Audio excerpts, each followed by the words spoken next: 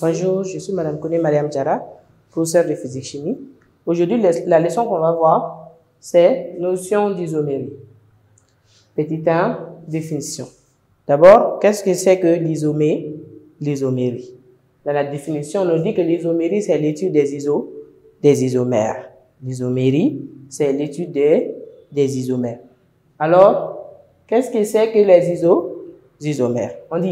On appelle isomères des composés ayant la même formule brute, mais des formules développées, semi-développées ou spatiales différentes. Ça veut dire que c'est des composés organiques qui ont la même formule brute, mais qui ont des formules développées différentes, des formules semi-développées différentes ou qui ont des formules spatiales différentes. Ça veut dire que les deux composés ont la même formule brute, mais la représentation spatiale sont différentes. Okay? Alors, c'est ces composés-là qu'on appelle des isomères. Alors, on a deux types d'isomérie. On a l'isomérie de constitution, qui est aussi appelée isomérie plane, ou isomérie ou stéréo-isomérie. C'est les deux. Isomérie de constitution ou isomérie plane et stéréo-isomérie. Alors, d'abord, en petit 2, on a les différentes sortes d'isomérie plane. Isomérie plane qui est aussi appelée isomérie de constitution. Dans l'isomérie de constitution aussi, on a 3 isoméries de constitution. On distingue 3 sortes d'isomérie de plane ou de constitution. On a l'isomérie de chaîne, l'isomérie de position ou l'isomérie de fonction. Comme vous voyez, isomérie de chaîne, l'isomérie de position et l'isomérie de fonction. Qu'est-ce que c'est que l'isomérie de chaîne? L'isomérie de chaîne est l'isomérie plane dans laquelle la différence entre les isomères se situe au niveau de leur chaîne carbonée. Ça veut dire que la chaîne peut être linéaire ou la chaîne peut être ramifiée. Ça veut dire que c'est deux composés qui ont même formule brute, mais dans leur formule développée ou semi-développée, là, on a des chaînes carbonées différentes. Parce que vous devez savoir que l'isomérie de constitution, la différence entre ces isomères se situe au niveau de la formule brute ou de la formule semi-développée. Mais stéréo-isomérie, là, ça dépend de la représentation spatiale. Ok? Alors, on peut avoir des conformations ou des configurations, comme on l'avait vu dans la leçon précédente. Alors, ici, en parlant de l'isomérie de chaîne, on dit que la chaîne peut être linéaire ou ramifiée. Alors, on a un exemple, C4H10. Voilà, ça c'est la formule brute. Maintenant, la formule semi-développée, on peut avoir CH3 liaison CH liaison CH3, une ramification CH3. Si on nomme, on va avoir 1, 2, 3. Ok? Dans ce cas, ici, on va donner d'abord le nom de la ramification, c'est méthyle. Sa position 2. Alors, on va dire D-méthyle, 1, 2, 3, propane. Propane. Parce que c'est un alkane. Ok? Alors, D-méthyle propane. Alors, voilà, ces 4 H10 peuvent avoir comme formule semi-développée D-méthylpropane. On a aussi une autre formule semi-développée. Si on nomme, on va avoir 1, 2, 3, 4. Ok? Dans ce cas, ça c'est, butane. Butane. Ok? Alors, ça veut dire que butane et D-méthylpropane ont la même formule brute, mais des formules semi-développées différentes. Alors, c'est des isoméries des isoméries de chaîne, C'est des isoméries de chaîne. Parce qu'ici, la chaîne est ramifiée, mais là, la chaîne est linéaire. Alors, butane et D-méthylpropane sont des isomères de chaîne. Ensuite, la deuxième isomérie qu'on va voir dans l'isomérie plane ou bien l'isomérie de constitution, on appelle ça l'isomérie de position. L'isomérie de position est l'isomérie plane dans laquelle la différence entre les isomères se situe au niveau de la position d'un même groupement fonctionnel ou d'une même liaison multiple. Ça veut dire que si on a des groupements fonctionnels, la position des groupements fonctionnels peuvent être différentes. Ou si on a des liaisons, que ce soit double liaison, triple liaison, aussi, la position des liaisons aussi peuvent être différentes. Okay? Alors, d'où son nom des isomères de position. Exemple, on a C4H8. Ici, on a donné une formule semi-développée qui appartient à C4H8. Si on nomme, on va avoir 1, 2, 3, 4. Ici, la double liaison se trouve à la première position. Alors, 1, 2, 3, 4. Son nom, ça sera but 1N. Okay? On va donner le nom de la position de la double liaison. On a but 1N, puisque ça appartient à la famille des alcènes. But 1N. Ensuite, si on a aussi une autre formule semi-développée qui appartient à ce même composé C4H8.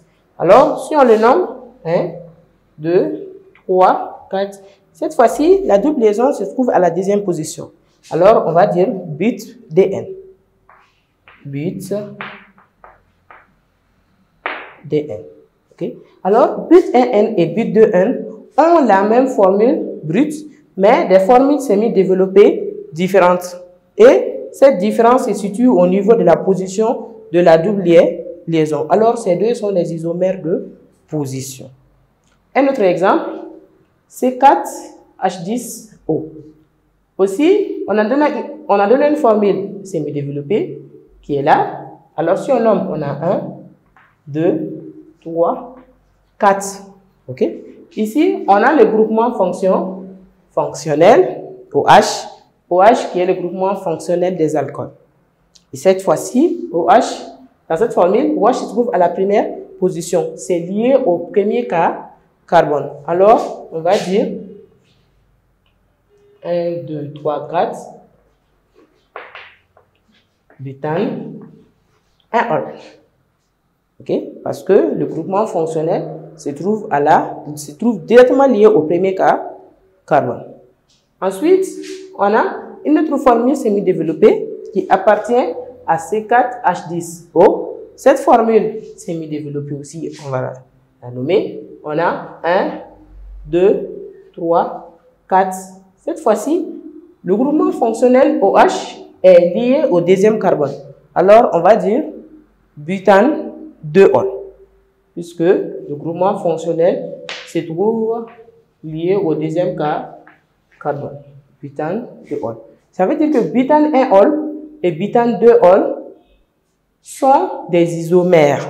C'est des isomères de position, puisque les deux ont la même formule brute, mais des formules semi-développées différentes, et leur différence se situe au niveau de la position du groupement fonctionnel. Ici, ça se trouve à la première position, ici, ça se trouve lié au deuxième carbone. Alors, les deux sont des isomères de position. Ensuite, une autre isomérie qui appartient toujours à la famille des isoméries planes ou de constitution, on a l'isomérie de fonction. L'isomérie de fonction aussi est une isomérie plane dans laquelle la différence entre les isomères se situe au niveau de leur fonction chimique. Ça veut dire que une même formule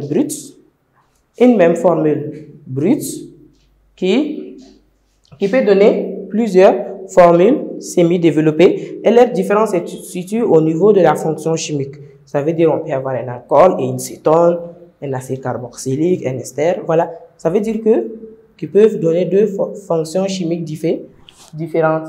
Ici, on a un exemple. En premier lieu, on a C3H6O. Pardon. C3H6O. Ici, si on a donné la formule semi-développée. La première, c'est CH3, CH2, CHO. OK? Et CHO, c'est le groupement fonctionnel des aldéhydes. C'est le groupement fonctionnel des aldéhydes. Alors, si on le nomme, on a 1, 2, 3. Alors, on va dire propanal.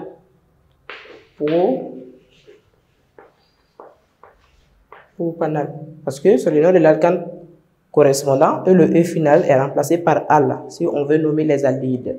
Alors, ensuite, ici, on a le groupement fonctionnel des cétones. On a le groupement fonctionnel des cétones. Alors, si on veut le nommer, on va dire 1, 2, 3. Alors, on va dire propanone. C'est le nom de l'alcane correspondant. Le E final est remplacé par on. Propanone. Propanone. Alors, ça veut dire que propanal et propanone ont la même formule brute, mais des formules semi-développées différentes. Alors, et aussi que leur différence se situe au niveau de leur fonction chimique. Ici, on a l'aldéhyde, alors que là, on a une cétone. On a un autre exemple, C3H6O2. Alors, ici, on a une première formule semi-développée. Si on nomme, on a 1, 2, 3. Ici, on a le groupement fonctionnel d'un acide carboxylique. Groupement fonctionnel des acides carboxyliques.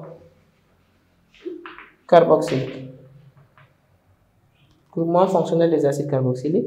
Alors, on va dire son nom. On va donner d'abord acide, ensuite propanoïque. Le nom de l'alcane correspondant. On met d'abord acide, ensuite le nom de l'alcane correspondant. Le E final est remplacé par oïque. Alors, on a acide propanoïque. Ensuite, ici, on a un ester. Un ester, parce que là, on a le groupement fonctionnel